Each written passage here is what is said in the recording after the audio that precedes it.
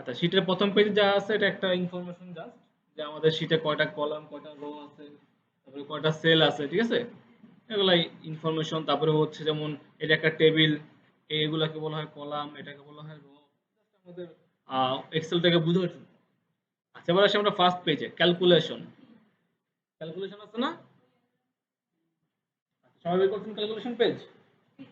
আচ্ছা, ক্যালকুলেশনে একটু খেয়াল করবেন, এই ক্যালকুলেশনটা আসলে অনেক কিছু মিক্স করে করা। আমি ক্যালকুলেশনটা একটু শীট ওপেন করি।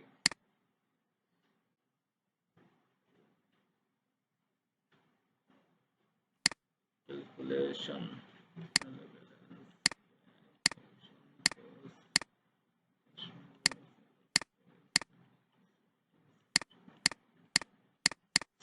ক্যালকুলেশন যে কই আছে?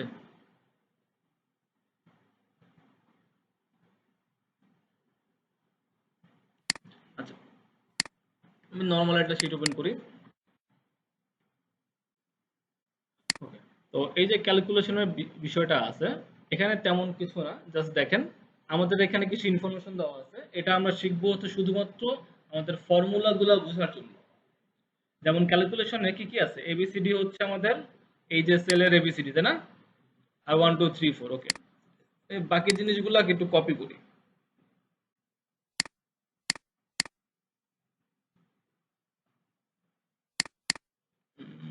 কপি হয়ে হবে, কিন্তু এক্সট্রা কপি হচ্ছে, সমস্যা নাই।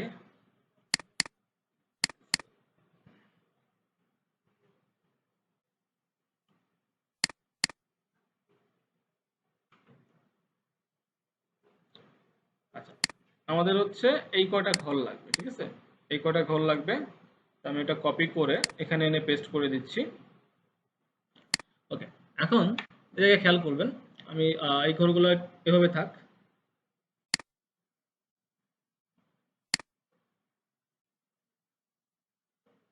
আচ্ছা, বড়ই করে দিই।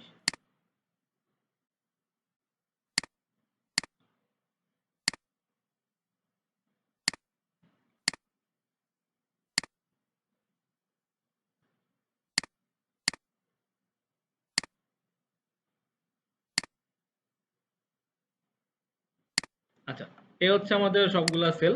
এখন এখানে হচ্ছে আইটেম, যেমন আমাদের বই, পেন, পেপার, রেন্ট, এগুলো আছে। আমি এখানে যে ফর্মুলাটা আছে, ফর্মুলাটাকে আমি কপি করে ওখানে নিয়ে রাখি আপাতত, জাস্ট আমাদের বোঝার জন্য। এটা আহামরি কিছু না, এটা হচ্ছে আমাদের কিছু রুলস, যে রুলস মেনটেন করে আমরা এখানে হচ্ছে ইয়াগুলা করব। কিন্তু পেস্ট তো হয় না।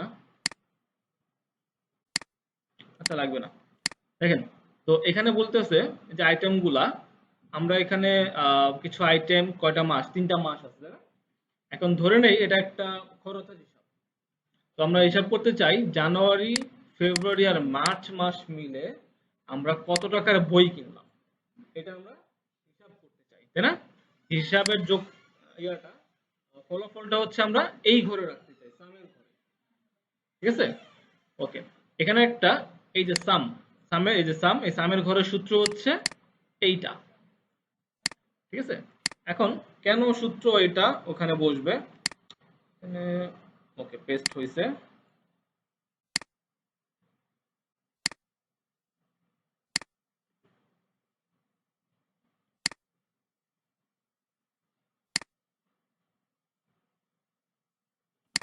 এই হচ্ছে একটা সূত্র, আরেকটা সূত্র আমরা নিয়ে নেই। এটা হচ্ছে আরেকটা সূত্র।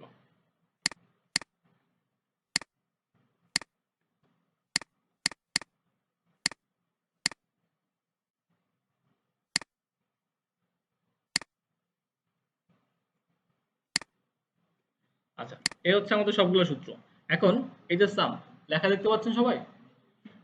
আমরা চাচ্ছি কি, যে জানুয়ারি, ফেব্রুয়ারি, মার্চ এই 3 মাসে কত টাকার বই বিক্রি হয়েছে বা বই কেনা হয়েছে, সেই হিসাবটা তুলতে চাই। ঠিক আছে? হিসাব তুলতে চাই। তো হিসাব তুলতে চাইলে এখানে আমরা কি করব, নরমালি খাতায় কি করি, যোগ করতাম না? কিভাবে কিভাবে তুলতাম? সমান, তিনটাকে যোগ যোগ দিয়ে লিখতাম না? আচ্ছা, ধরেন আমরা লিখবো কিভাবে, 250 যোগ 200 সরি 350 আর হচ্ছে কি 350 যোগ 400 তারপরে কি সমান সমান সমান উত্তর লিখতাম। আচ্ছা আমি এখানে এন্টার দিলাম, সরি এখন এন্টার দিলে কোনো লাভ হলো না, হলো? আচ্ছা আমি যদি এখানে একটা সমান সমান দিই আগে, এখন যদি আমি বিষয়টাকে এন্টার দেই, দেখেন যোগফল বেরিয়েছে। সমান সমান মানে কি, আমি এটা ফলাফল চাই। ওটা কি করতাম, আগে দিতাম, এখানে দিলাম কোথায়, আগে দিতাম পরে, এখানে দিলাম আমরা আগে। আচ্ছা এখন এই যে সিস্টেমটা আমরা ইউজ করলাম, এই সিস্টেমটার জন্য তো আমাদের খাতা কলমই যথেষ্ট, তাই না? এক্সেলে কেন করব? তার মানে আমরা ভুল সিস্টেম অ্যাপ্লাই করলাম। এক্সেলে আমরা কেন আসছি বলেন তো? এক্সেলে আসছি যাতে আমরা দ্রুত করতে পারি বা শর্টকাটে করতে পারি। ধরেন এই যে বই, এই বইটার নাম হচ্ছে বুক এ। এবার জানুয়ারি মাসে বুক এ 5 বার কিনা হয়েছে, কয়বার? 5 বার। প্রত্যেকবার কত করে লেখা হয়েছে? 250, তাই না? এরকম 5 জায়গায় এটা আছে। এখন হুট করে আমি জানতে পারলাম আরে এই বইয়ের দাম তো 250 টাকা না, তাহলে কত? বইয়ের দাম 225 টাকা। এখন বলেন, এখন যখন আমি চেঞ্জ করব, সেই 5 জায়গায় আমার উত্তর চেঞ্জ করতে হবে, তাই না? আচ্ছা কিন্তু আমি কি করব বলেন তো? শর্টকাট ইউজ করব, এক জায়গায় চেঞ্জ করব, 5 জায়গায় অ্যাপ্লাই হবে। ওকে, তাহলে বিষয়টা কেমন হবে? বিষয়টা হবে সমান সমান, আমরা কি করতে চাই? যোগ। এটার ইংলিশ হচ্ছে সাম। সাম। আচ্ছা এবার আমরা একটা দেব ব্র্যাকেট, ঠিক আছে? সাম মানে কি? সমষ্টি কি? সমষ্টি। আচ্ছা আমরা মূলত সমষ্টি বের করতেছি, ঠিক আছে? হ্যাঁ আমরা কি করতেছি, আমরা জানুয়ারি ফেব্রুয়ারি মার্চ এই সবগুলোর সমষ্টি বের করতেছি। তা আমি কি করব, জানুয়ারি, ঠিক আছে, ক্লিক করলাম, আমি ঘরটাকে একটু বড় করি তাহলে আপনারা মনে হয় দেখতে পাবেন। ফেব্রুয়ারি মার্চ এই যে তিনটা ক্লিক করতেছে, এখানে এখানে খেয়াল করবেন, ঠিক আছে? আমি যখন জানুয়ারির ঘরটাতে ক্লিক করলাম, এখানে কি লেখা আসলো?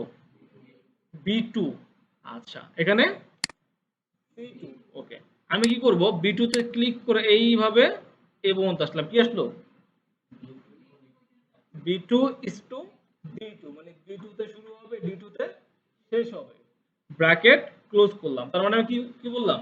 B2 থেকে শুরু করব, D2 পর্যন্ত যাব, এর মধ্যে যা যা আছে সবকিছুর সমষ্টি চাই। যদি কোনোটা মাইনাস ফিগারে থাকে ওটা বিয়োগ হবে, প্লাস ফিগারে থাকলে যোগ হবে, ঠিক আছে? তার মানে কি এটাকে আমি যোগ করতেছি? না, যোগ হলে যোগ, বিয়োগ হলে বিয়োগ, আমি সমষ্টি বের করতেছি। তো এখানে যদি কোনোটা মাইনাস ফিগারে থাকতো এটা কি হতো? অটোমেটিক বিয়োগ হইতো, ঠিক আছে? দিলাম এন্টার, বের হলো। আচ্ছা এবার আমি কি কোনো একটা নির্দিষ্ট ঘর ধরছি না নির্দিষ্ট একটা সংখ্যা ধরছি বলুন তো? নির্দিষ্ট ঘর, তাই না? তার মানে আমি যদি বলি যে এই সামের অ্যান্সারটা কার উপর ডিপেন্ড করে, কোন একটা নির্দিষ্ট মানের উপর না ঘরের উপর? ঘরের উপর। ঘরে মান যাই হোক আমার কি, সে দেখবে যে আমার এই ঘরে কোনো চেঞ্জ হয়েছে কিনা, তাই না? চেঞ্জ হলে সেও চেঞ্জ হবে। এই ঘরে এটার দাম হলো 200 টাকা, এটাও দেখবেন 50 টাকা কমে গেছে। আবার এটার দাম বেড়ে 250 টাকা হইলো, এটাও 50 টাকা বেড়ে যাবে। সে কিন্তু এই ঘরটার উপর ডিপেন্ডেন্ট, এই ঘরের যে মান তার উপর না। যেমন আমরা যদি এভাবে করতাম, সমান সমান সমান সমান এইটা, সরি 250 যোগ 350 যোগ 450, আমার এই ঘর কি জানে এটা কোন জায়গা থেকে আসছে এই ভ্যালুগুলা? সে জানে না। তো যখন আমি এখানে চেঞ্জ করব তখন কি এখানে চেঞ্জ হবে? না, কারণ সে জানে না এটা কোন ঘরের ঘরের থেকে আসছে, তাই না? এই জন্য আমাকে মাস্ট বি ফর্মুলা ইউজ করতে হবে যাতে আমি সে শিওর হয় আমি কার উপর কাজ করতেছি। ক্লিয়ার? আচ্ছা এবার দেখেন বিষয়টা হচ্ছে এই যে বুক, ঠিক আছে, বুকের ঘর নাম্বার কত? B2, তাই না? আচ্ছা আমি চাই এখানে ধরেন আমি যোগ বিয়োগ করতেছি, এখানে যোগ বিয়োগ করতেছি, ধরেন আমি যোগ করতেছি কি সমান সমান সাম ফার্স্ট ব্র্যাকেট, আমি বললাম এই যে B2 এই ঘরটা, এই ঘরে কি আমার বইয়ের দাম দেওয়া আছে, তো বইয়ের দাম, তারপর কি ধরেন এটা ধরেন বিয়োগ করলাম, ঠিক আছে, বিয়োগ, আচ্ছা এখানে কি কলমের দাম, ঠিক আছে, ব্র্যাকেট ক্লোজ। এখানে সাম আপনি না লিখলেও চলবে, মনে থাকবে যেহেতু এটা কয়টা, প্রথমত দুইটা সংখ্যা, প্রথমত দুইটা সংখ্যা, দ্বিতীয়ত এটা বিয়োগ করতেছে, এখানে সাম না লিখলেও চলবে, তবে লিখলেও ভালো, সমস্যা নাই কোনো। সমান সমান দিলাম, অ্যান্সার আসলো। আচ্ছা, তাহলে এই যে আমার এই ঘরের ভ্যালু কার উপর ডিপেন্ড করে, এইখানের উপর ডিপেন্ড করে, তাই না? আমি এখানে যদি চেঞ্জ করি এই সামে চেঞ্জ হবে, আমি এখানে চেঞ্জ করলে এখানে চেঞ্জ হবে, তার মানে কি আমি দাম একবার পরিবর্তন করব, এর দামের সাথে রিলেটেড যতগুলা ঘর আছে সব ঘরে কি একই সাথে পরিবর্তন হয়ে যাবে, আপনাকে বারবার বারবার চেঞ্জ করা লাগবে? এটা কি সুবিধা হলো না? সময় বাঁচতেছে। আপনি এই একটা ঘরের ভ্যালু যদি 10টা ঘরে বসাইতেন, আপনাকে 10 বার চেঞ্জ করা হইতো, তাই না? আমি 10 বার চেঞ্জ না করে কয়বার, একবার চেঞ্জ করব, 10 বার অটোমেটিক চেঞ্জ হয়ে যাবে। এটাই হচ্ছে ফর্মুলা, ঠিক আছে? এটা ক্লিয়ার আমরা? আচ্ছা, এই যে এটা হচ্ছে যোগ করার ফর্মুলা, এখানে অনেকগুলো ঘর, এই জন্য কি আমি দিছি is to, যদি হয়তো দুইটা ঘর তাহলে কি দিতাম, যোগ চিহ্ন, ঠিক আছে? আচ্ছা, যদি এমন হয়তো এই ঘর আর এই ঘর, তাহলে কি করব, এই ঘর যোগ এই ঘর। যদি এমন হয়তো 1 2 3 এই তিনটা ঘরের ঘর, এই দুইটা বাদ দিয়ে আবার এই তিনটা ঘর, তাহলে কি করতাম, এখন বলেন, বলেন কেমনে দিব? এই তিনটা ঘর, এই দুইটা বাদ দিয়ে আবার এই তিনটা ঘরের সমষ্টি বের করতে চাই। ধরেন এই 1 2 আর 3 আছে এখানে, ঠিক আছে, আমি চাই এই তিনটা আর এই তিনটা সমষ্টি বের করতে, মাঝখানে দুটো আসবে না। গুড। ধরেন আমি এখানে এখানে অ্যান্সার লিখতেছি, সমান সমান সাম, ঠিক আছে, ফার্স্ট ব্র্যাকেট, সূত্রটা কি ছিল আমাদের, যে তিনটা সমষ্টি বের করতে চাই সেই তিনটা সমষ্টি, ব্র্যাকেটটা ক্লোজ। এবার কি করব, আমি কমা দিতে পারি, অথবা ব্র্যাকেট তো মাস্ট বি, কমা দিতে পারি অথবা যোগ চিহ্ন দিতে পারি। ধরেন আমি যোগ চিহ্ন দিলে ডেফিনেটলি কাজ করবে, কমা দিয়ে দেখি কাজ করে কিনা, ঠিক আছে, আমি দিলাম কমা, আবার ফার্স্ট ব্র্যাকেট, আবার এই তিনটার সমষ্টি, ক্লোজ, এন্টার। এখন বলতেছে এখানে কমা বিষয়টা কাজ করবে না, কমাটাকে সে কি হিসেবে ধরবে, গুণ হিসেবে, তাহলে কি হয়ে যাবে এখন, গুণ হয়ে যাবে। আমি ওকে দেই, গুণ হয়ে গেছে না? এখানে এসে আমি এই জিনিসটাকে গুণ না দিয়ে প্লাসের আইকন দিলাম, এবার দেখি অ্যান্সার মিললো 1002। আচ্ছা, অ্যান্সার কি 1002? তাহলে কত, 1006। তাহলে 2 কেন হলো দেখি, এখানে আমাদের কাউন্ট হচ্ছে 1000, এখানে আমাদের কাউন্ট হচ্ছে 6, আমার অ্যান্সার হবে 1006। তাহলে 1002 কেন হয়েছে দেখি আমরা, B2 থেকে D2, ঠিক আছে এটা, আচ্ছা D2 থেকে I2, সবই ঠিক আছে, তাহলে অ্যান্সার কেন ভুল হবে, আবার দেখি আমরা। আচ্ছা, ঘরটা বাদ দিয়ে দেই, আবার আমরা করি সমান সমান সাম ফার্স্ট ব্র্যাকেট, এই তিনটা, ঠিক আছে, আচ্ছা আমরা একই একই ঘরে রাখি তো, যোগ এই তিনটা, ব্র্যাকেট ক্লোজ, এন্টার। ভ্যালু আসে না, কেন আসে না, ইস্টুর পরে যোগ দিছে কিন্তু কি,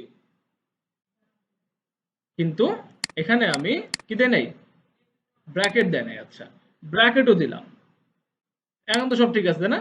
এই যে এখানের ব্র্যাকেটও আমি ক্লোজ করলাম, দেখেন বিষয়টা খেয়াল করবেন, শিফট কই, এখানের ব্র্যাকেটও ক্লোজ করলাম, তাই না?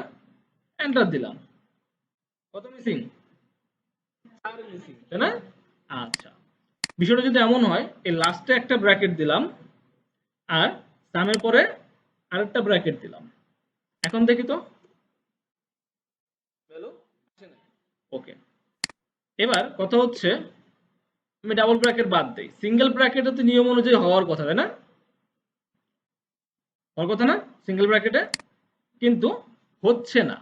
আচ্ছা, এবার যদি আমি এমন করি, এই সমান সমানের পরে লিখি SUM, সাম, ঠিক আছে, এবার হয়েছে, কেন হইলো এখন? আবার দেখেন, সমান সমান এই তিনটা ঘর, ঠিক আছে, এন্টার। ভ্যালু আসছে? ভ্যালু কি আসছে? আসে নাই। কেন আসে নাই? যখন আমি ইজ টু ইউজ করব, আমাকে মাস্ট বি সাম ইউজ করতে হবে, মাস্ট বি। ক্লিয়ার? তাহলে এখানে আমার মিসিং কি ছিল? এখানে একটা সাম মিসিং ছিল। তাহলে বিষয়টা কি হলো? এই কটার সমষ্টির সাথে এই কটার সমষ্টি যোগ হইল। ক্লিয়ার আমরা এটা?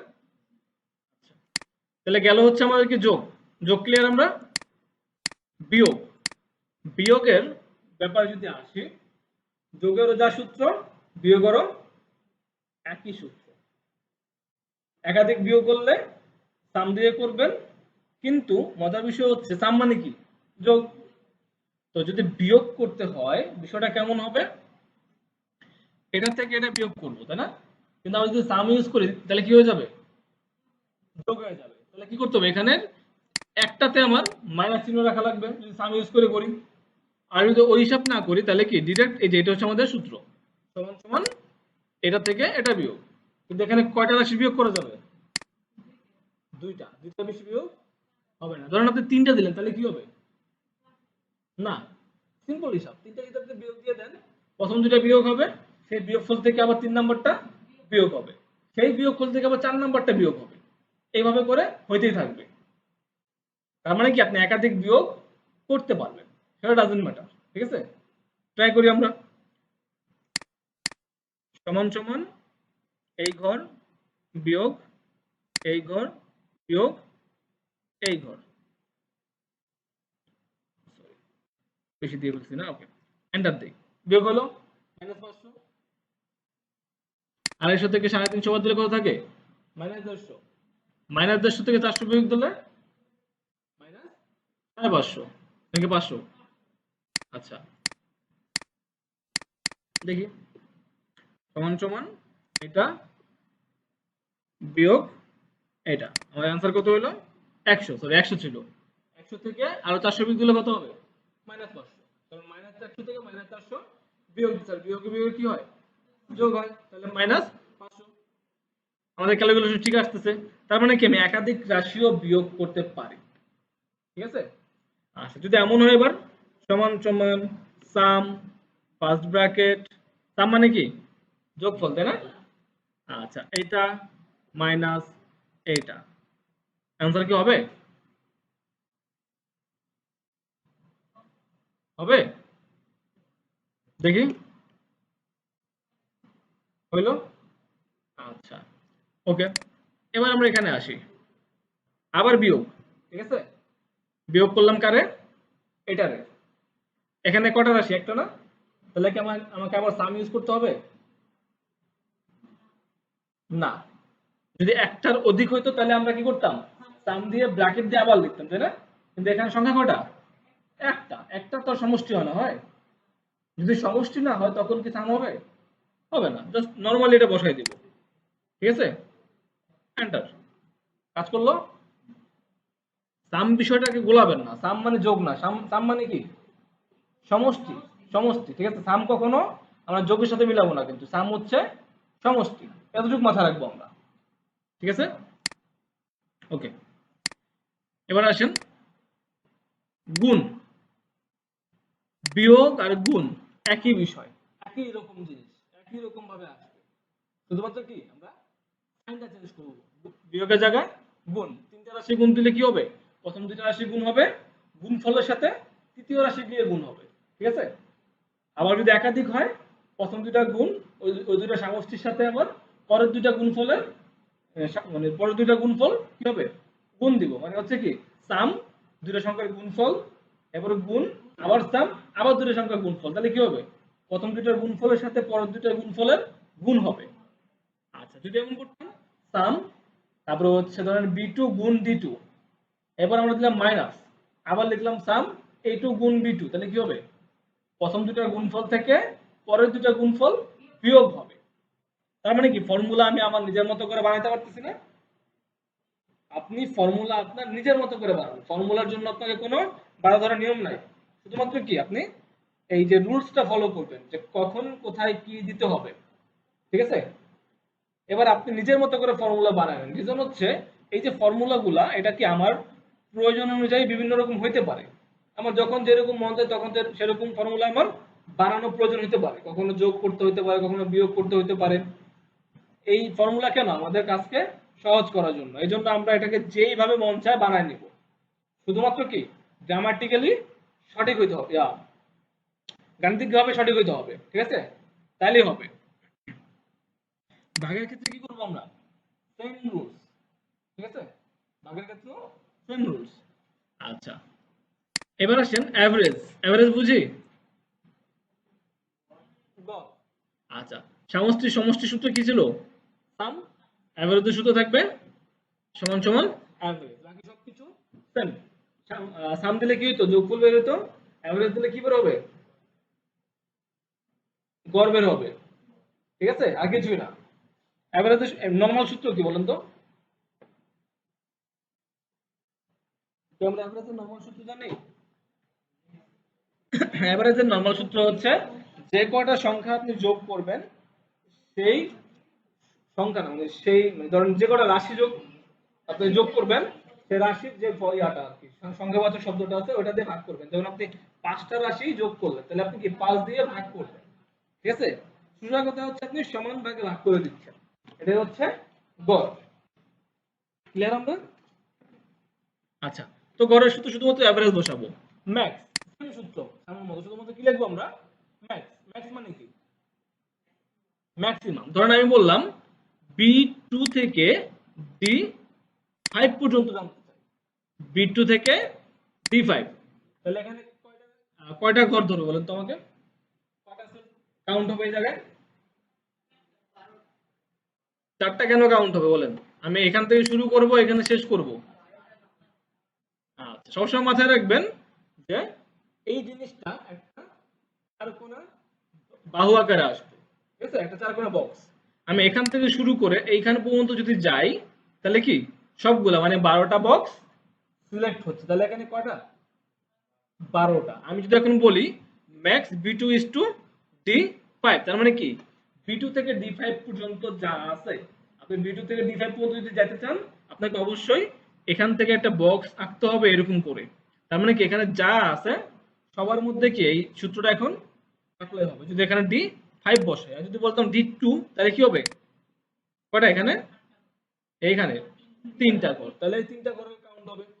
এবার আসেন ম্যাক্স বিষয়টা কি? ম্যাক্স মানে ম্যাক্সিমাম, এখানে সর্বোচ্চ কে আছে। ক্লিয়ার আমরা? তাহলে ম্যাক্সের করে কি করতে হবে? আচ্ছা, এগুলা তো দেখলাম, এগুলো দেখছি। তাহলে আমাকে ম্যাক্সের করে কি করতে হবে? এখান থেকে এই পর্যন্ত 3টার মধ্যে সর্বোচ্চ সংখ্যাকে সেই সূত্রটা বসায় আনসার দিব, 3টার মধ্যে সর্বোচ্চ সংখ্যা বসে যাবে, 3টার মধ্যে সর্বনিম্ন সংখ্যা বসে যাবে। আচ্ছা, ধরেন এরকম যে সাম করলাম, এখানে একটা টোটাল ঘর লিখলাম, এই ঘরের নাম টোটাল। এখানে কি হবে? সবগুলো যোগফল আবার এখানে আসবে, সবগুলোর বিয়োগফল কি আসবে? বিয়োগফলের কি সমষ্টি হয়? না। আচ্ছা, গুণফলের সমষ্টি হয়? না। ওইভাবে গুণফলের সমষ্টি করি না, আমরা শুধুমাত্র যোগের সমষ্টি করি, ঠিক আছে? আচ্ছা, এখানে কি হবে? ম্যাক্স। এখানে আপনি এই ম্যাক্স এর মধ্যে আবার ম্যাক্স বের করতে হয় যে সর্বোচ্চের মধ্যে সর্বোচ্চ কি, ঠিক আছে? এরকম আমাদের প্রয়োজনে এটা পুরোটাই কি প্রয়োজনের উপর ডিপেন্ড করবে। আচ্ছা, যাই হোক, এবার আসলে পার্সেন্টেজ। পার্সেন্টেজে পরে আসবে, কাউন্টে আসি। কাউন্টের বিষয়টা হচ্ছে এখান থেকে এখান পর্যন্ত কয়টা ঘর? আচ্ছা, এখান থেকে এখান পর্যন্ত কয়টা ঘর? আসেন আমরা দেখি, আসলে কি 4টা? সমান সমান কাউন্ট ফার্স্ট ব্র্যাকেট কোন ঘর? এখান থেকে শুরু করলাম, এখানে কটা ঘর? 5টা। 5টা না? আচ্ছা, দিলাম ব্র্যাকেট ক্লোজ। আসলো কয়টা?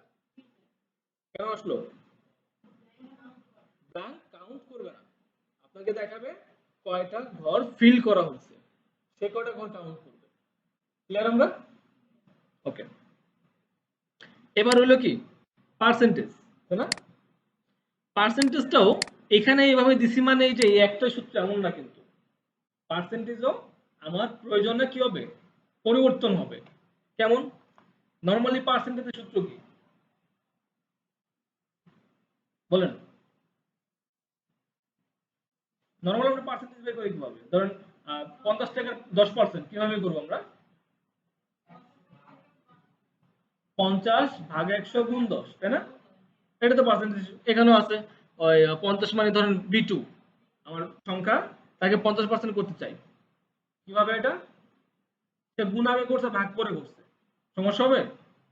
আমি তো আগে আগে ভাগ করছি 100 দিয়ে, পরে গুণ করছে, তাই না? সে আগে গুণ করছে, পরে ভাগ করছে। আপনি যাই করেন না কেন, অ্যান্সার একই। আগে গুণ করেন, পরে ভাগ করেন, আগে ভাগ করেন, পরে গুণ করেন, অ্যান্সার আমার একটাই আসবে। ক্লিয়ার আমরা? ওকে, তাহলে এখানে সূত্র কটা? দুই রকম হইতে পারে, আপনি যেমন মন চায় দেন, অ্যাপ্লাই করেন। আচ্ছা, এর বাইরেও আমরা পার্সেন্টেজ অন্যভাবে বসাইতে পারি। সেটা আমরা পাবো হচ্ছে যখন আমরা বেতনের অঙ্ক করব। বেতনের অঙ্ক করার সময় আমরা পার্সেন্টেজের আরো ইউজ দেখব। ঠিক আছে? আপাতত এই একটা ইউজ।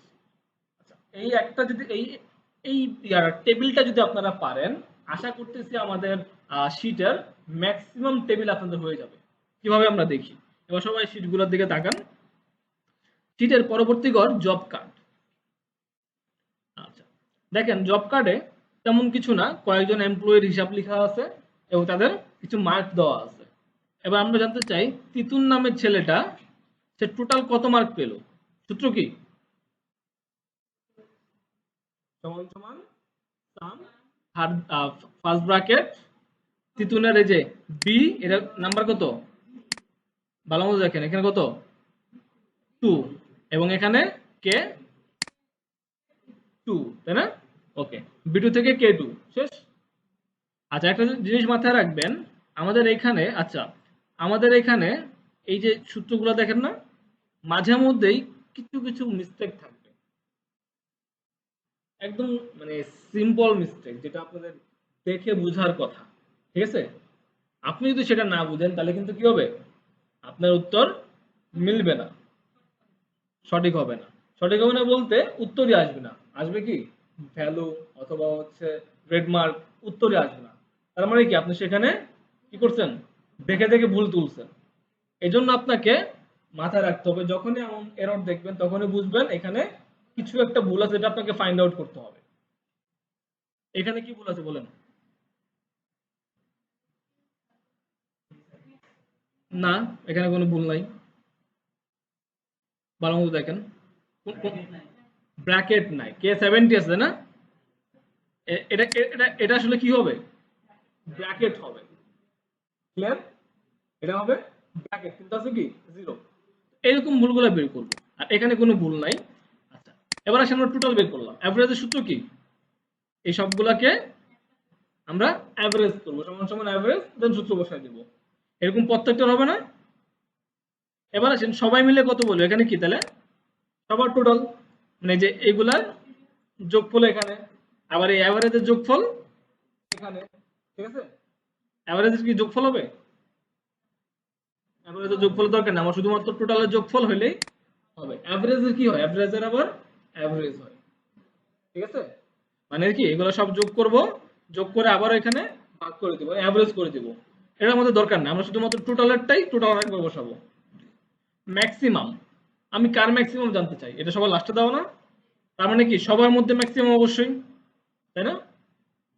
তাহলে আমার সূত্র কি হবে, B2 থেকে কে কত, এটা 7 পর্যন্ত হবে, যেহেতু আমি সবার মধ্যে ম্যাক্সিমাম নাম্বার জানতে চাই, তাহলে K7। আর যদি এমন হয়তো শুধুমাত্র তিতুনা জানতে চাই, তাহলে কি B2 থেকে K10 K2 পর্যন্ত হইতো, তাহলে কি এতটুকুর ম্যাক্সিমাম আসতো। ক্লিয়ার আমরা? আচ্ছা, মিনিমাম সেম ভাবেই আমরা যদি একজনের জানতে চাই একজনের হবে, সবার জানতে চাইলে সবারটা বসাবো। ওকে, এখানে মিনিমাম সূত্রটা মনে হয় নিচে চলে গেছে। ওকে, যাক সমস্যা নাই। এই যে এই সূত্রটা এখানে চলে আসছে সম্ভবত, B2 B, আচ্ছা এইচ, হ্যাঁ। আচ্ছা, এটা হচ্ছে উপরের সূত্র, এটা আপনাদের ওখানে গেছে এমন দেখেন তো, এই অ্যাভারেজের সূত্রটা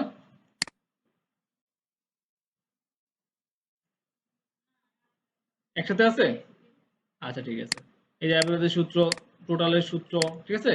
টোটাল দুইটা আছে, B2 থেকে K2, এই যে B2 থেকে K2 এই টোটাল, আবার এই একটা টোটাল, এই যে এই টোটাল, ঠিক আছে? সব এখানে দেওয়া আছে। আচ্ছা, এখানে মিনিমামটা আমি দেখতে পাচ্ছি না, মিনিমামটা আমার অন্য কোথাও চলে গেছে। আছে? ও আচ্ছা, ম্যাক্সিমাম মিনিমাম হ্যাঁ সবই তো এখানে আছে, তাই না? ওকে ঠিক আছে। আচ্ছা, ওকে, এবার আসেন কমিশন। কমিশনের বিষয়টা একদম ইজি। আগে বুঝতে হবে, ধরেন তারিখ, সে মাউস বিক্রি করছে কত পিস? 500 পিস।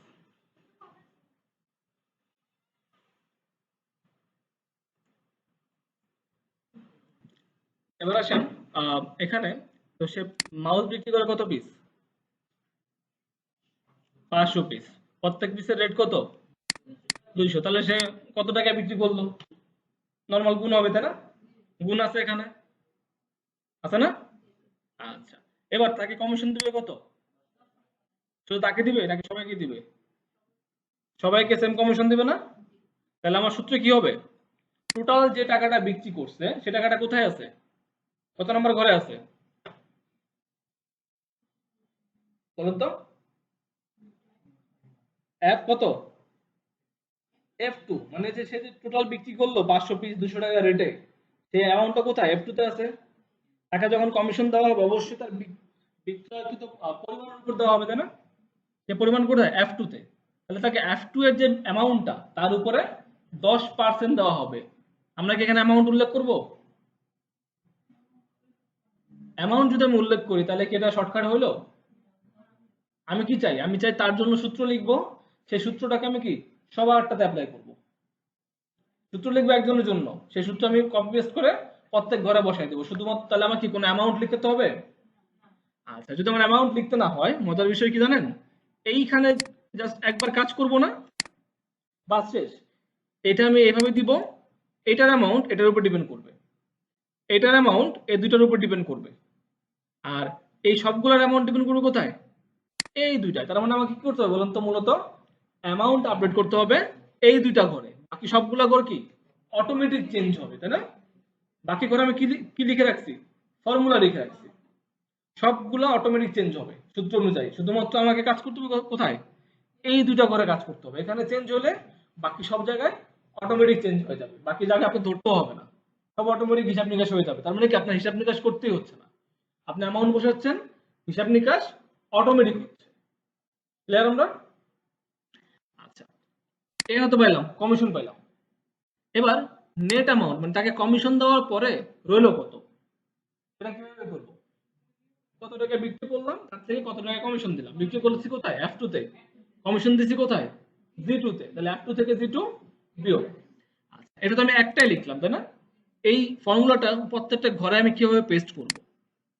যেমন এখানে আমি একটা ফর্মুলা লিখলাম, সমান সমান সাম, তারপরে হচ্ছে ব্র্যাকেট, এই কয়টা ঘর, ব্র্যাকেট ক্লোজ, এই যে ফর্মুলাটা, এটা আমি অন্য অন্য ঘরে কিভাবে অ্যাপ্লাই করব? সিম্পল, ক্লিক করব, এই কোনায় আসবে, দেখেন ক্লাস হচ্ছে, দেখছেন?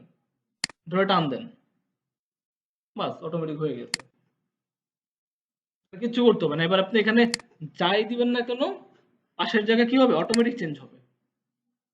তার মানে কি আমি একবার ফর্মুলা লিখবো, সেটাকে জাস্ট টান দিয়ে এক্সপান্ড করে দিব। ক্লিয়ার আমরা? আচ্ছা, ধরুন আপনি এইভাবে রাখলেন, এটাকে এইভাবে টানলেন, বাস এক্সপান্ড হয়ে গেল এদিকে। কিন্তু আমাদের এদিকে এক্সপান্ড করা দরকার না, আমার এক্সপান্ড করতে হবে নিচে, আমি নিচে এক্সপান্ড করবো। ঠিক আছে? এখানে মূলত হবে কি দেখেন তো, B2 না, এখানে কি B3, এখানে B4, এখানে B5, অটোমেটিক সব হয়ে যাচ্ছে। আপনার কিচ্ছু করতে হবে না। তবে মাথায় রাখবেন একটা বিষয়, সেটা হচ্ছে আমার ফর্মুলাতে আছে, এগুলাকে ডিলিট করি। আমার ফর্মুলাতে আছে এখানে গুণ 10%, পার্সেন্টেজ একটা চিহ্ন আছে কিবোর্ডের মধ্যে 5 এর উপরে। এখন কি হবে? 5% বের হবে, 10% বের হবে এটার অ্যান্সারে, মানে 100 টাকা বের হবে। এখানে যদি আমি আসি, কি হবে বলুন তো? এখানে 10%, এটা কি চেঞ্জ হয়? চেঞ্জ হয় না, এটা চেঞ্জ হয় না। আচ্ছা, কিন্তু যদি এমন হইতো আমি লিখলাম এখানে 8, এটা যদি আমি এদিকে নেই তাহলে কি হবে? 8 8 হয়ে গেছে, তাই না? আচ্ছা, অনেক সময় দেখবেন মোবাইল নাম্বার লিখছেন, মোবাইল নাম্বার ধরে টান দিবেন, লাস্টের সংখ্যা চেঞ্জ হয়ে যাবে, লাস্টের সংখ্যা চেঞ্জ হয়ে যাবে। ঠিক আছে? এমনও হয়। তো এটা ডিপেন্ড করতেছে কোথায় হচ্ছে কোথায় হচ্ছে না। এখন এটা চেক দিয়ে নেবেন যে আমার এই যে 10% লিখছি এটা পরিবর্তন হয়ে যায় কিনা, এটা আমরা একবার চেক দিয়ে নিব। অনেক সময় পরিবর্তন হতেও পারে, ঠিক আছে। আচ্ছা, এখন আসি এদিকে। তাহলে এটা আমরা ক্লিয়ার কিভাবে করতেছি আমরা, শুধুমাত্র কি গুণ এবং হচ্ছে আবারও গুণ, পার্সেন্টেজ দিয়ে গুণ, আর কিছুই না। পার্সেন্টেজ যে একটু কিছু সূত্র দেখলাম পার্সেন্টেজের, এত কিছু, এই এত কিছু করা লাগছে আমার এখানে। আমাকে এটাকে 10 দিয়ে গুণ দিয়ে 1 দিয়ে ভাগ করা লাগছে না। আমি কি করছি বলুন তো, পার্সেন্টেজের সাইন বসাই দিছি, কাজ শেষ। অত ঝামেলা যাওয়ার দরকার নাই। ব্যাংকের ফাইনাল অ্যাকাউন্টে আসে, এটাও ইজি, জাস্ট বুঝতে হবে কোনটা যোগ হবে কোনটা বিয়োগ হবে, ঠিক আছে। দেখি, এটা অ্যাকাউন্ট নাম্বার একজনের, ধর আমরা এই প্রথম জনের অ্যাকাউন্ট নাম্বার নিয়ে কথা বলবো। আচ্ছা, বিষয়টা হচ্ছে এমন যে, আচ্ছা এটাকে আমরা এক কাজ করি, এটাকে আমরা এক্সেলে নিয়ে নিই না, এক্সেলে নিলে কিন্তু অ্যান্সার বসে যাবে, এটা একটা বিষয়। আমি এখানে সমান সমান না দিয়ে এখানে কি দিব বলেন তো, সমান সমান না দিয়ে একটা, আচ্ছা সমান সমান ছাড়াই বসাই, দেখা যাক। সমান সমান আমরা পরে দিয়ে নিব, ওকে।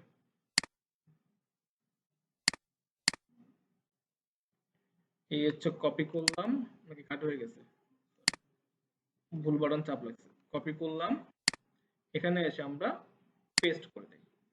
আচ্ছা, এবার খুবই ভালো মতো দেখেন, এখানে যদি আসি আমরা, আমরা চাই সে যে ইনভেস্ট করছে, সে একটা অ্যামাউন্ট ইনভেস্ট করছে না, কত, 8,000 টাকা, এবং ইন্টারেস্ট সে কি পাবে না দিবে ব্যাংকে, টাকাটা সে ব্যাংকে ইনভেস্ট করছে, সে কি ব্যাংকের কাছে টাকাটা পাবে না দিবে তাকে, ব্যাংক তাকে দিবে, তাই না। আচ্ছা, ব্যাংক তাকে দিবে, ওকে। তাহলে কত পার্সেন্ট দিবে, কিসের কিসের উপরে, বি2 উপরে। কেন বি2 বলতে, এখন তো বি2 না, এখন আমাদেরকে তো বি25, কত, বি25 হয়ে গেছে, ওকে। তাহলে তাকে কি বি25 উপরে 15% দিবে, নট 8,000 টাকার উপরে। এটা এমন যে কোনো কিছু হতে পারে, আমরা তো একটা ফর্মুলা শর্টকাট বানাচ্ছি, কিন্তু আমরা শর্টকাট বানাচ্ছি, তাহলে কি আমাকে নির্দিষ্ট কোনো অ্যামাউন্টের উপর ফিক্স থাকা যাবে না, একটা ঘরের উপরে ফিক্স থাকতে হবে। তাহলে বলতেছে কি বি কত 25 না, বি25 উপরে কত পার্সেন্ট দিবে, 15% দিলাম, এন্টার, টাকা আসলো। আচ্ছা, ট্রাভেলের জন্য 4%, এই ট্রাভেলের যে 4% আছে, এই 4% টাকা কই থেকে দিবে বলেন, সি, না, হ্যাঁ C25, কেন, কারণ হচ্ছে আমার যে ইন্টারেস্টের টাকা আছে তার উপরে আমাকে আরো 4% দিবে, আমি যে ইন্টারেস্ট পাইছি তার উপরে 4% দিবে। এখন দিবে না নিবে সেটা একটা বিষয়, বলেন দিবে না নাকি, দিবে নাকি নিবে, ট্রাভেলারটা শিওর।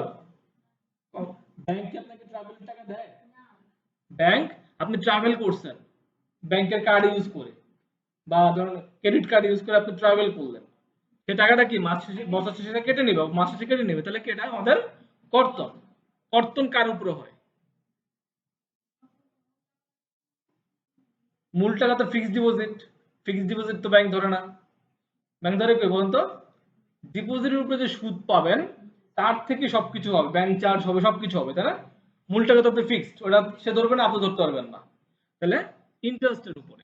তাহলে আমি আসি সি, ইন্টারেস্ট কোথায়, C25, তাহলে আমাকে C25 উপরে 4% ব্যাংকে দিতে হইলো, ক্লিয়ার। আচ্ছা, এবার ব্যাংকে চার্জ কাটবে আবার, আমার যে ব্যাংকে সার্ভিস নিচ্ছি সেজন্য কত, 10% চার্জ কাটতেছে, সেটা কার উপরে, ইন্টারেস্টের টাকার উপরে। তো সমান সমান দিলাম, তাহলে আমার এখন কর্তন কত, 168 টাকা, এই যে এটা তো কর্তন, তাই না। আর আমার লাভ কত, 1200। তাহলে আমরা এটা হিসাব করি, এখন হিসাব করি আমাদের এই যে ইন্টারেস্টের C25 থেকে আমরা আমাদের ট্রাভেলের D25 আর কি ব্যাংক চার্জের E25, এই দুটার যোগফল কি করব, এই দুটার যোগফল আমরা বিয়োগ করব, তাই না। বেড়ে গেল আমার নেট ইন্টারেস্ট, তাহলে আমি বছর শেষে কত পেলাম, 1032 টাকা সুদ পাইলাম। তাহলে বছর শেষে আমার এখন জমা হলো কত, 9,032। তাহলে বিষয়টা কি হবে, ওই যে আমার জমা টাকা B25, তার সাথে আমি যোগ করব কি আমার একদম ফাইনালের নেট ইন্টারেস্ট কত পাইলাম, 1.25 হয়ে গেল।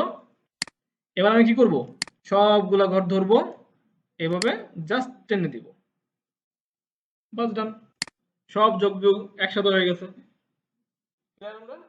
এবার আপনি এবার চেঞ্জ করবেন কোথায়, চেঞ্জ করবেন এইখানে, আর এগুলো অটোমেটিক হবে। আপনি জানতে পারলেন সে ডিপোজিট করছে 6,000 টাকা, বাইরে ক্লিক করেন, অটোমেটিক আপডেট হয়ে যাবে। ক্লিয়ার আমরা? আচ্ছা, এটা গেল আমাদের ফাইনাল স্যালারি রিপোর্ট। প্রথমত এটা একটা অর্ধেক করা স্যালারি রিপোর্ট, মানে এটা একদম ন্যাচারাল স্যালারি রিপোর্ট, কোনো গভর্নমেন্ট জবের না, ঠিক আছে, প্রাইভেট জবের সাধারণ একটা স্যালারি রিপোর্ট। এটা ধরুন আমরা তারিখের হিসাব করি, তারিখ সে 8,000 টাকা বেতন পায়, এবং তার বেতনের উপর তাকে, আচ্ছা আগে আমরা শিওর হই, বাড়ি ভাড়ার যে ভাতা এটা কি কাটা হয় না দেওয়া হয়?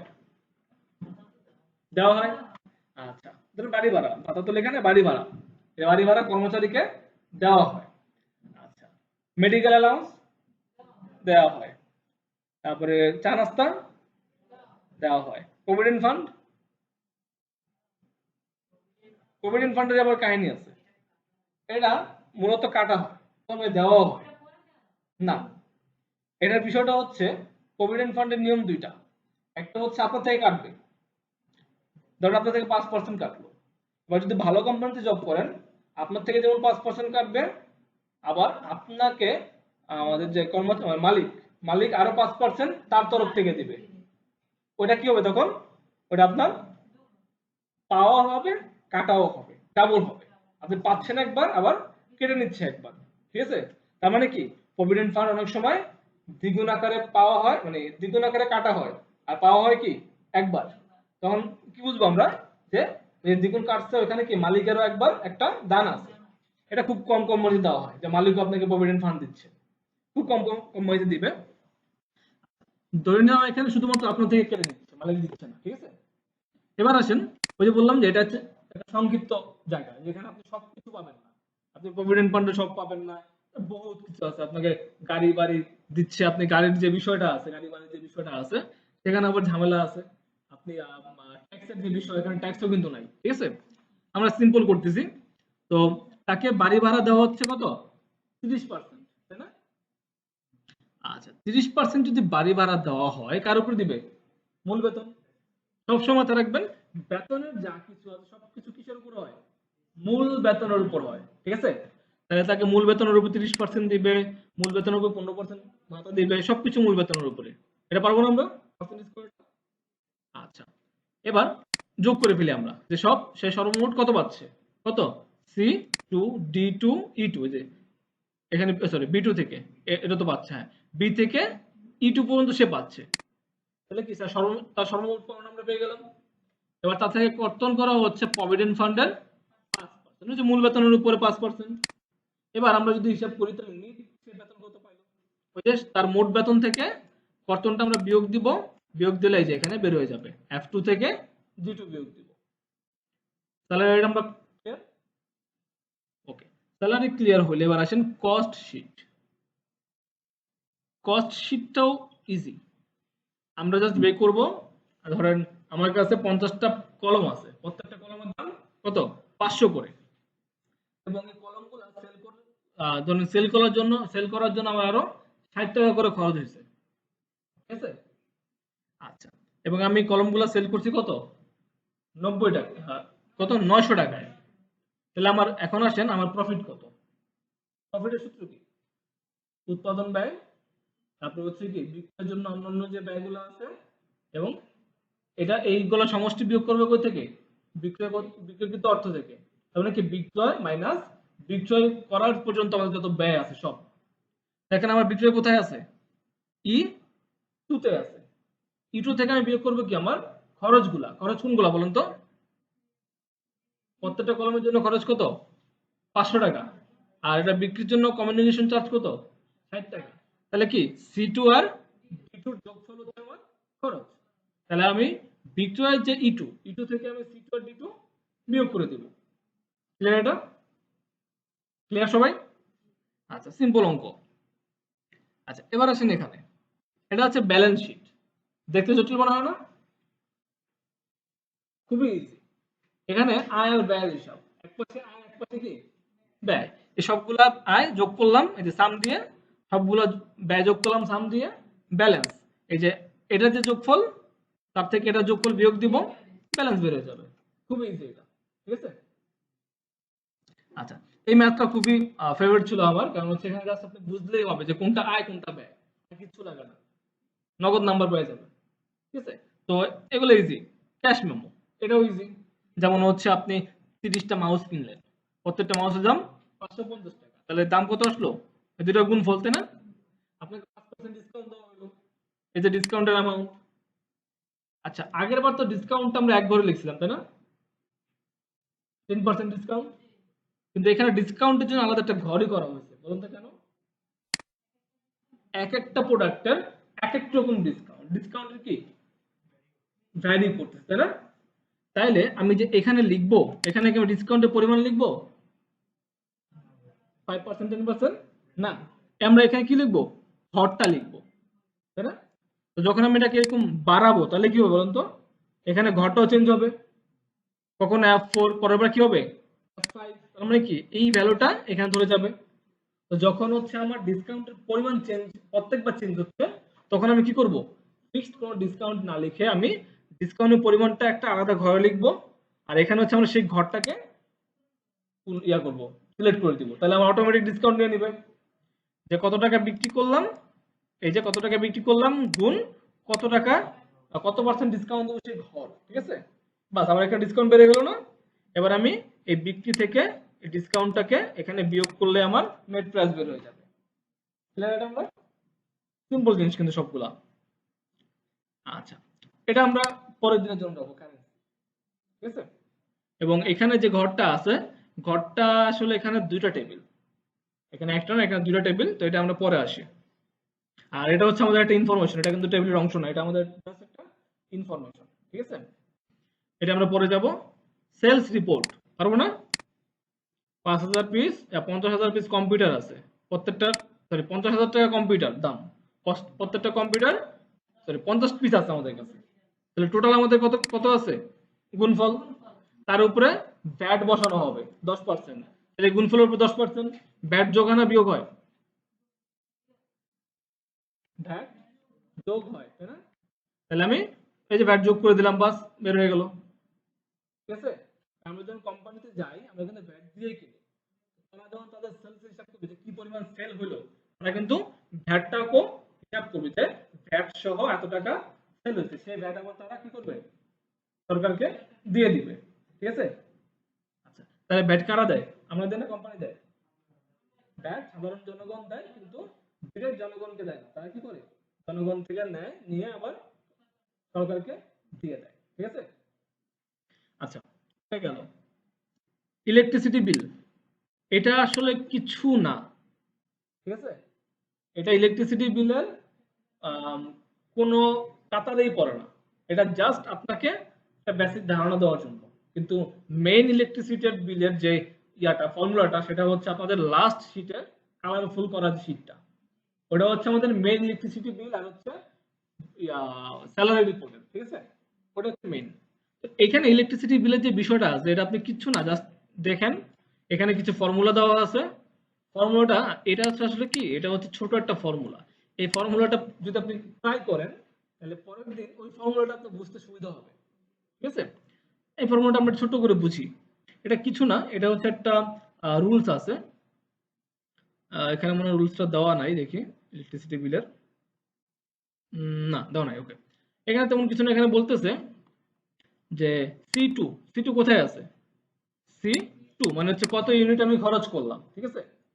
এইটা দেখেন, ইফ মানে কি, যদি, যদি সি টু ছোট অথবা সমান হয় কার, 200, মানে কি সি2 যে ঘরটা, সে ঘরের যে অ্যামাউন্টটা বসবে, সে অ্যামাউন্টটা যদি 200 থেকে ছোট বা 200 সমান হয়, তাহলে কি হবে, সি2 কে আমরা 4.5 দিয়ে গুণ দিব, ক্লিয়ার আমরা।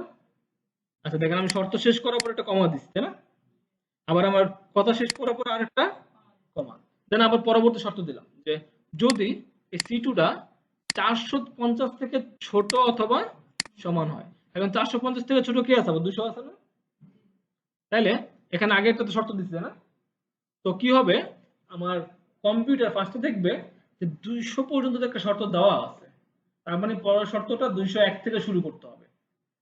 ঠিক আছে, সে অটোমেটিক এটা বুঝে নিবে 201 থেকে পরের শর্তটা শুরু হচ্ছে, তার মানে কি 201 থেকে 450 পর্যন্ত এটা।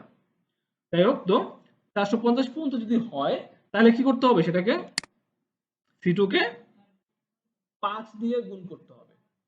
এবার কথা হচ্ছে এটা কিন্তু কত বলা হচ্ছে, 450 পর্যন্ত, তাই না? আচ্ছা, এখন 550 পর্যন্ত যদি হয়, এখানে আমরা একটা ইয়া করতে পারি, এমন হতে পারতো যে 201 থেকে 450 পর্যন্ত। এখন যেহেতু আমরা বলতেছি 450 ডিরেক্টলি বলতেছি এবং এখানে একটা অ্যামাউন্ট দিচ্ছি, তাহলে কি হবে, ওই যে প্রথম যে শর্তটা সেটা মানা হবে না, কারণ পরবর্তী শর্তটা কি আমার আপডেট শর্ত, তাই না? সবচেয়ে আপডেট শর্ত পরবর্তীটা। তো তখন কম্পিউটার কি করবে, আমার পরবর্তী শর্তটাকে সে প্রাধান্য দেবে, যে 450 তো 200 পরে, তাহলে প্রথম শর্তটা বাদ দিয়ে দিলাম। হ্যাঁ, প্রথম শর্ত রাখতো, কখন রাখতো বলুন তো, যদি আমরা এখানে শর্তের সাথে আর একটু লেজ লাগাই দিই, তখন হচ্ছে প্রথম শর্ত রাখবে, কিন্তু আমরা সেই লেজ লাগাই নাই, এই জন্য হচ্ছে প্রথম শর্ত সে রাখবে না, সে পরবর্তী শর্তটাকে প্রাধান্য দেবে। এরকম করে খালি শর্ত বাড়তেছে, 10,000 পর্যন্ত হইলে 5.5 দিয়ে গুণ, এবার আসেন 1000, 1000-এর বেশি হইলে, 1000 থেকে যদি একও বেশি হয় তাহলে কি হবে, 6 দিয়ে গুণ। ঠিক আছে, এটা একটা জাস্ট সিম্পল শর্ত, এটা জাস্ট বাসায় ট্রাই করবে না, কিছু করতে হবে না। আর যে কয়বার ইফ লিখছেন 1 2 3 4, সেই কয়বার এখানে ব্র্যাকেট ক্লোজ করতে হবে। ঠিক আছে, আর ফার্স্ট ব্র্যাকেট ছাড়া কিন্তু কোনো ব্র্যাকেট হয় না, মাথায় রাখবেন ফর্মুলাতে। স্যালারি শিট ওই আগে একটু করলাম না, ওটার কাছাকাছি একটা, হ্যাঁ, এটার নিচে রুলস দেওয়া আছে, রুলস গুলো পড়বেন আর এখানে করবেন। ঠিক আছে, আচ্ছা, এখানে বুঝলাম যে ওই হাউস রেন্ট কত পার্সেন্ট পায়, কেউ পায় 20%, কেউ পায় 30%, এটাও কিন্তু ইফ। ঠিক আছে, যে পাবে 9,000 টাকা বেতন, 9,000-এর মধ্যে বা হচ্ছে 9,000-এর বেশি, ঠিক আছে, কি C2 লেস দেন 9,000, মানে C2 যদি 9,000 থেকে কম হয়, কেউ যদি 9,000-এর মধ্যে বেতন পায় তাহলে তাকে কত 20% দেওয়া হবে, তাই না? আচ্ছা, এখানে 9,000-এর সমান, 9,000 হলে কি পাবে না, 9,000-এর নিচে হইতে হবে, যদি সমান চিহ্ন দিতাম তাহলে কি 9,000 হলেও পাইতো। আচ্ছা, কারো বেতন যদি, এই যে এন্ড লিখছে, এটা না লিখলেও চলবে, ঠিক আছে, এটা না লিখলেও অ্যান্সার আসবে। কারো বেতন যদি 9,000-এর সমান বা তার থেকে বেশি হয়, 9,000 বা তার থেকে বেশি হয়, তাহলে সে কত পাবে, ও এখানে একটু দেখে নেন, এখানে এন্ড লিখে রিজন আছে আবার, রিজন হচ্ছে এখানে আমার শর্ত কয়টা, দুইটা। কারো বেতন যদি 9,000 বা তার থেকে বেশি হয় এবং 12,000 থেকে কম হয়, এবং, তাই না, এই জন্য কি লিখলাম আমরা, এন্ড, হয় এটা নাইলে ওইটা। আচ্ছা, সরি, হয় এটা নাইলে ওইটা, ওটা হচ্ছে অর, মনে থাকবে, যে এটা যদি না হয় তাহলে ওটাতে যাও, তাহলে ওটা কি, ওটা হচ্ছে অর লিখবো। আর যদি বলি যে এইটা এবং এইটার মাঝখানে কিছু একটা, তখন কি হবে, এন্ড। আমরা এখন কি বলতেছি, 9 এবং 12,000-এর মাঝখানে, তাহলে কি হবে, এটা এন্ড। যদি বলতাম হয় 9,000 নাহলে 12,000, তাহলে কি লিখতাম, অর। ওকে, আমরা বললাম 9,000 বা 9,000 থেকে 12,000-এর মধ্যে যদি হয় তাহলে আমরা কত দিব, 30% দেবো তাকে। কারো বেতন যদি 12,000 থেকে শুরু করে তার বেশি হয়, তাকে আমরা দিব 40%। ক্লিয়ার আমরা শর্তটা? ওকে, আচ্ছা, একইভাবে এই যে মেডিকেল অ্যালাউন্স বলেন, সবকিছু, ঠিক আছে, যে কেউ যদি 250, মানে তার বেতনের উপর ডিপেন্ড করতেছে, এখানে কোনো ইয়া কিন্তু নাই, কি বলে এটারে, পার্সেন্টেজ নাই, সে ফিক্সড অ্যামাউন্ট বলে দিছে।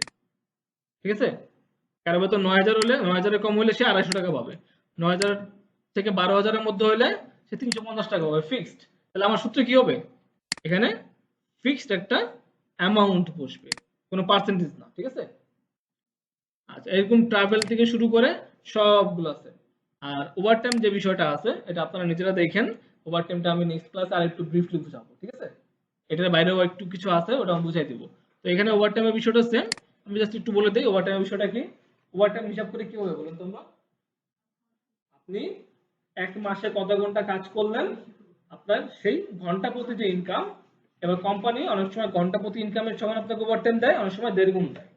ঠিক আছে, সেটা কোম্পানির পলিসি। যেমন এখানে দিচ্ছি কি, এখানে G2, G2 মিনিং হচ্ছে G2 তে কি আছে, G2 তে আছে ওভারটাইমের ঘন্টা, কত ঘন্টা কাজ করতেছেন। ঠিক আছে, সে আপনাকে ঘন্টা প্রতি দিচ্ছে, মানে মেইন যে বেতন, সে বেতনের হিসাব করে ঘন্টা প্রতি দিচ্ছে, এক্সট্রা কোনো টাকা দিবে না। এক্সট্রা দিলে ওই G2 উপরে গুণ দিয়ে এক্সট্রা 1.5 বা 2 লেখা থাকতো, মানে হচ্ছে আপনাকে 1.5 গুণ বা 2 গুণ দেওয়া হবে। এখানে সিম্পল, এটা হচ্ছে আপনার বেতন, এটা কি আপনার বেতন। আপনি মাসে কাজ করেন কয়দিন, 26 দিন, প্রত্যেকদিন কাজ করেন কত ঘন্টা, 8 ঘন্টা, তাহলে টোটাল কত ঘন্টা কাজ করলেন, তাই না? আপনার বেতনকে আপনি টোটাল কত ঘন্টা কাজ করলেন তা দিয়ে ভাগ দিলে কি বের হবে, আপনার 1 ঘন্টার বেতন, তাই না? তাকে গুণ দিবেন আপনি এক মাসে কত ঘন্টা ওভারটাইম করলেন সেটা দিয়ে, বাস আপনার ওভারটাইমের টাকা বের হয়ে যাবে। এবার আপনি গ্রোস পে, গ্রোস পে হচ্ছে কি, আপনি সর্বমোট কত পাবেন, ওই যে একটু আগে সামের মতো, যে আপনার বেতন, অন্যান্য যত পাওনা পাওনা আছে, ওভারটাইম, সবগুলো যোগ করলে আপনার কি বের হবে, গ্রোস পে বের হবে। এটা হচ্ছে যে, এটা হচ্ছে বেতন থেকে শুরু করে অন্যান্য পাওনা দিয়ে যোগ দিয়ে কি লিখলাম, এস টু, এটা হচ্ছে আমাদের ওভারটাইমের পাওনা। বাস আপনার মোট বেতন বের হয়ে গেল। ঠিক আছে, এরকম প্রভিডেন্ট ফান্ডের বিষয়টা আছে, যে কাছ থেকে কত পার্সেন্ট কাটা হবে, আবার হচ্ছে ইন্স্যুরেন্সের বিষয় সব সেম। ঠিক আছে, আজকে এ পর্যন্তই। রেজাল্ট গ্রেড, এই যে রেজাল্ট, এটা বাকি রইলো, এটা ইফ কন্ডিশনের জন্য রেজাল্ট। তারপরে হচ্ছে এই বেতনের আরেকটা অংশ আছে আপনাদের কাছে এক্সট্রা, কালারফুল প্রিন্ট করা, 2টা জিনিস। তারপরে হচ্ছে ইলেকট্রিসিটি বিল, 3টা জিনিস, আর হচ্ছে কারেন্সি, তাই না? এই 4টা জিনিস আমাদের নেক্সট ক্লাসের জন্য। এর বাদে বাকি সব আপনারা করবেন, আর এখানে যেগুলো দেখালাম এগুলো করবেন। ঠিক আছে, এখানে যে কোনটা দেখেছি, এখানে হচ্ছে ইলেকট্রিসিটি বিলটা করবেন, এই স্যালারি শিটটা বন্ধ করবেন।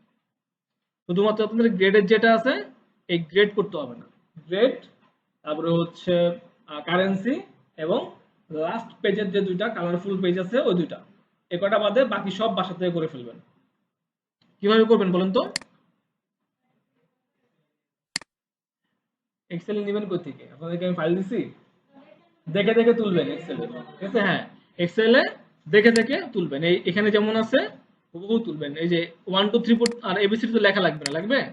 এগুলো হচ্ছে এক্সেলের যে ঘরটা, সেই ঘরটা। ঠিক আছে, আপনি এখানে জাস্ট বসাবেন। আচ্ছা, এখন যেহেতু আপনি একই এক্সেলে সব করতেছেন, তাহলে কি এখানে যে সূত্রগুলো আছে সবসময় মাথায় রাখবেন, সবসময় বিটু হবে না, যেহেতু একই এক্সেলে আপনি সব তুলবেন। আপনি চেক করে নেবেন আপনি কোন ঘরে আছেন, সেই ঘর অনুযায়ী কিন্তু সূত্রের এই ঘরগুলো বসাবেন। ঠিক আছে, ওকে, তাহলে এটা আপনাদের এসডব্লিউ থাকবে।